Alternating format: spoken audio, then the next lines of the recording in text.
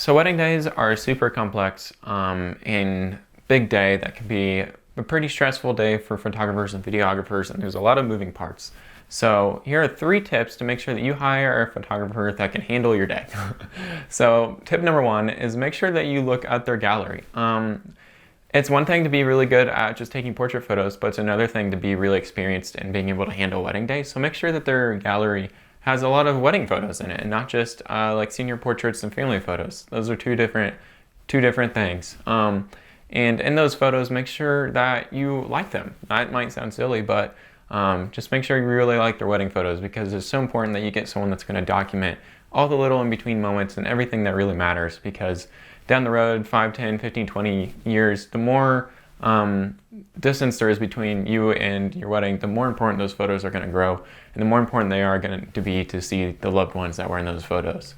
So just make sure that you really love those photos, and that to me especially, I recommend looking for someone that has a timeless editing style, or if you're into moody stuff. But I personally love the timeless editing style, so that 30 years down the road, when you look at these photos, you don't question why you got someone that took dark and moody photos of your wedding day.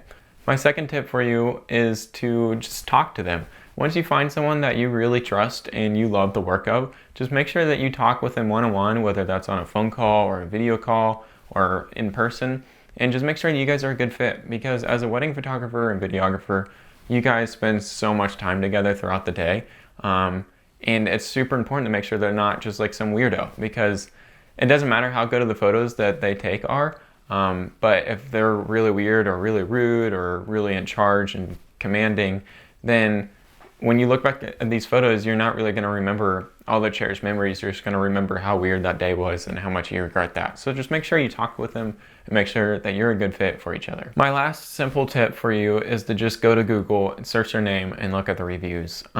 People are really honest on Google, and it's great to just see all the reviews and just make sure that those reviews are specifically for weddings, not just, like I said, for family and senior photo shoots.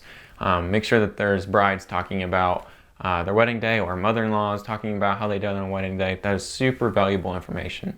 And as a bonus tip, I love to do this for services when I hire people. Just go on there and find the people who wrote the reviews, and maybe just send them an email or send them an Instagram DM, and just ask them if they recommend those people or that person for that service.